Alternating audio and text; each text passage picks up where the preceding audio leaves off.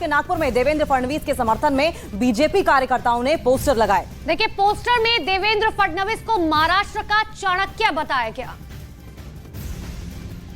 और ये तस्वीरें आपको दिखा रहे हैं। देखिए, तस्वीरें दरअसल देवेंद्र फडणवीस के समर्थन में लगाई गई हैं, जिसमें यह कहा गया है महाराष्ट्र की लैंग्वेज में, यानी कि मराठी लैंग्वेज में जो है ये लिखा गया है कि महाराष्ट्र के चाणक्य जो हैं वो केवल एक ही हैं और वो हैं देवेंद्र फडणवीस। तो इससे पहले हमने जब पोस्टर्स देखे थे तो शरद पवार को चाणक्य बताया जाता था महाराष्ट्र का, उन्हें क्राइसिस मैनेजर बताया जाता था, उन्हें जादूगर तक कहा जाता था। लेकिन अब थोड़ी तस्वीर बदली नजर आ रही है। अब जो पोस्टर्स दिखाई दे रहे हैं उसमें देवेंद्र फडणवीस को कहीं ना कहीं चाणक्य दिखाया गया है। और एक और बड़ी अपडेट की बात कर लेंगे। एनसीपी के 2 फाड़ होने के बाद अब पार्टी पर भतीजा अजीत पवार और चाचा शरद पवार दोनों कब्जे का दावा कर रहे हैं। अजीत पवार ने दावा किया है कि उनके साथ पार्टी के 30 विधायकों के अलावा सभी सांसद उनके साथ हैं। शरद पवार ने इधर यह ऐलान कर दिया कि इस फूट का एनसीपी पर कोई असर नहीं होगा। शरद पवार आज सतारा में शक्ति प्रदर्शन करने वाले हैं। 30 विधायकों के अजीत पवार के साथ होने के दावे के बीच पवार कितनी भीड़ इकट्ठा कर पाते हैं ये तो थोड़ी देर में ही पता चलेगा। फिलहाल चाचा भतीजे की लड़ाई में अभी कई पेच आने वाले हैं। पार्टी पर अधिकार की लड़ाई लंबी खिंचती हुई दिखाई दे रही है। मी अजित अनंतराव पवार, मी अनिल भाईदास पाटील, मी चंद्रकांत भुजबळ महाराष्ट्र राज्याचा मंत्री म्हणून सभी राष्ट्रवादी कांग्रेस पार्टी के सभी साथियों का हमें आशीर्वाद।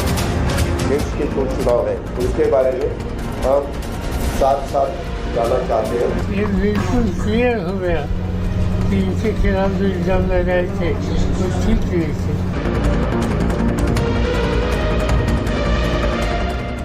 शरद पवार की पार्टी 2 फाड़ हो गई। जिस एनसीपी के बूते शरद पवार का कद देश में गिना जाता था वो अब इतिहास की बात हो गई। शरद पवार के भतीजे अजित पवार ने चाचा शरद पवार के रास्ते पर चलते हुए शिंदे सरकार में मंत्री बन गए, डिप्टी सीएम। एनसीपी की टूट की पूरी इनसाइड स्टोरी आपको डिटेल में दिखाएंगे। पहले शिंदे सरकार में शामिल हुए एनसीपी के चेहरे देख लीजिए। अजित पवार, छगन भुजबळ, हसन मुश्रीफ, दिलीप वलसे पाटिल, धनंजय मुंडे, अदिति तटकरे, अनिल भाईदास पाटिल, धर्मराव बाबा आत्राम, संजय बनसोड़े।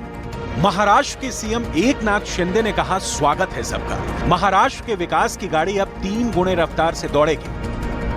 हमारा उद्देश्य सत्ता नहीं है।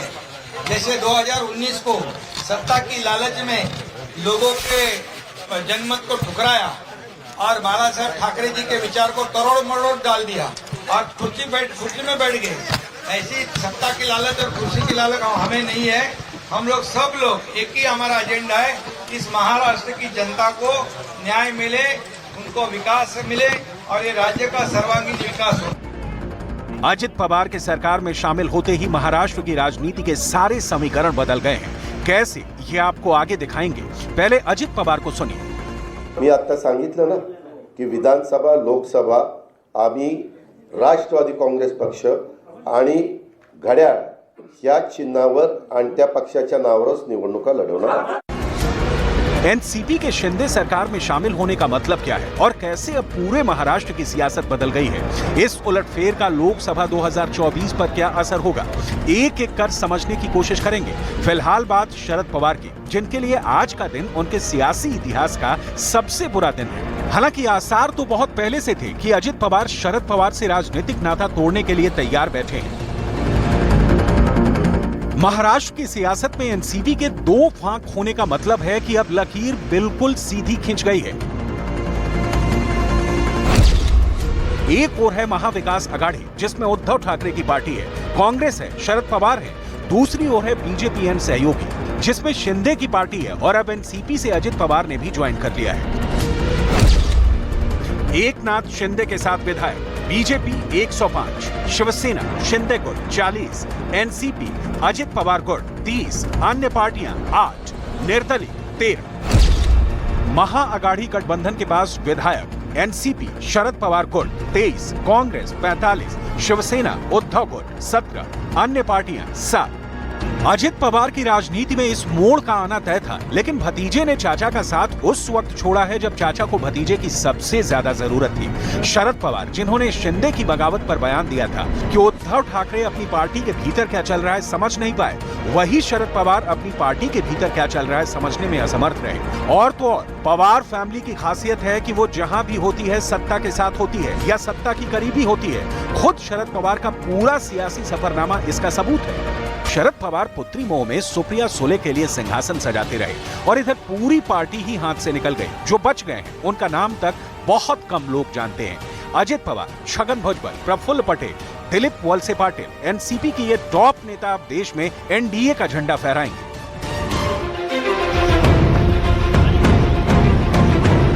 महाराष्ट्र की सियासत में इस वक्त देश में सबसे ज्यादा उठापटक चल रही है। पहले बाला साहब ठाकरे की बनाई पार्टी शिवसेना टूटी और अब उसी महाविकास अघाड़ी का हिस्सा रही एनसीपी टूट गई है। असल में इस कहानी की शुरुआत हुई 10 जून को एनसीपी के स्थापना दिवस पर पार्टी बैठक के साथ। प्रमुख शरद पवार ने बेटी सुप्रिया सुले और प्रफुल्ल पटेल को पार्टी का कार्यकारी अध्यक्ष नियुक्त किया। अध्यक्ष के रूप में काम करने के अलावा सुप्रिया को महाराष्ट्र का प्रभारी भी बना दिया, जिसे अजित पवार संभाल रहे थे। शरद पवार इस समय राजनीति के अंतिम पड़ाव पर हैं और भतीजे अजित पवार की बढ़ती महत्वाकांक्षा से परेशान हैं। उन्हें अपना उत्तराधिकारी तो चुन लिया, लेकिन उनका उत्तराधिकारी होने से पहले बड़े दावेदार अजित पवार को किनारे कर दिया। अजित पवार 41 साल से राजनीति में हैं और शरद पवार के बाद वो पार्टी के सबसे ताकतवर नेता माने जाते हैं। शिंदे सरकार में अजित पवार बहुत सोच विचार कर शामिल हुए हैं। शरद पवार के लिए मुसीबतें यही कम नहीं हो रही, क्योंकि अजीत पवार अब एनसीपी पर भी दावा ठोक सकते हैं। वहीं अजीत पवार ने बताया कि सबकी सहमति के साथ उन्होंने फैसला लिया है, जिसका मतलब यही है कि एनसीपी के सारे सांसद और विधायक उनके साथ हैं। वहीं लोकसभा में एनसीपी के 5 सांसद हैं। महाराष्ट्र की सियासत में बदलाव का दौर अभी जारी रहेगा, लेकिन अब शरद पवार क्या एक्शन लेंगे यही देखना बाकी है, क्योंकि शरद पवार भी पार्टी पर से प्रभुत्व ऐसे ही नहीं जाने देंगे। तो देखिए, अब लड़ाई सिर्फ पार्टी और सिंबल की नहीं है, लड़ाई कार्यकर्ताओं की है। लड़ाई इस बात की है कि आखिर किसके पास कितने ज्यादा नंबर है। सीधे ले चलते ग्राउंड जीरो पर, लगातार हमारे 2 सहयोगी हमारे साथ मौजूद है। दिवाकर के पास चलते हैं। दिवाकर, लगातार देखिए बयानबाजी जो है, राजनीतिक बयानबाजियां शुरू हो चुकी है, महाराष्ट्र से लेकर बिहार तक हो रही हैं। लेकिन अब से थोड़ी ही देर पहले संजय राउत जो है वो मीडिया से बातचीत करते हैं और वो ये कह देते हैं कि देखिए ये सब कुछ जो है वो एक सियासी ड्रामा चल रहा है। दरअसल मेन मकसद ये है कि अब कहीं ना कहीं एकनाथ शिंदे की कुर्सी जाने वाली है और 15 से 16 ऐसे विधायक हैं जिन्हें अयोग्य घोषित कर दिया जाएगा। इस बात के क्या मायने निकाले जाए?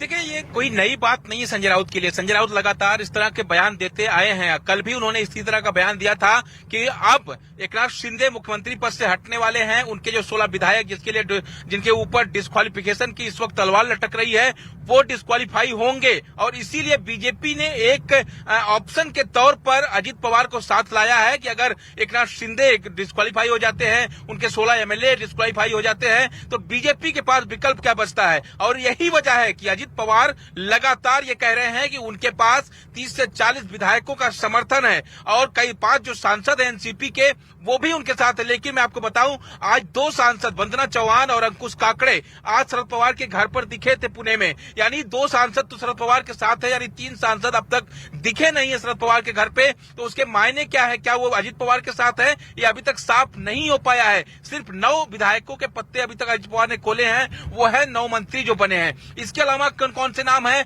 उसके पत्ते जरूर जो है अजित पवार ने राज्यपाल के सामने खोले हैं, लेकिन अब तक उस लेटर को पब्लिकली नहीं किया गया है, मीडिया के शेयर नहीं किया गया है। दूसरी बड़ी बात, संजय राउत लगातार इस तरह की बयानबाजी करते रहे हैं। हालांकि शिंदे गुट की तरफ से इसका जवाब भी दिया गया था कि संजय राउत के ऊपर बोलना ठीक नहीं है। बिल्कुल दिवाकर, यानी कि अभी पत्ते नहीं खुले हैं, सस्पेंस अभी बाकी है और बदलाव का ये जो दौर चल रहा है, ये बदलाव का दौर महाराष्ट्र में चलता रहेगा। महाराष्ट्र में सियासी उठापटक इसी तरीके से कम कुछ दिनों तक बनती हुई दिखाई देगी। लेकिन इस बीच सवाल ये भी उठ रहा है कि क्या 2024 का रास्ता महाराष्ट्र से होकर गुजर रहा है?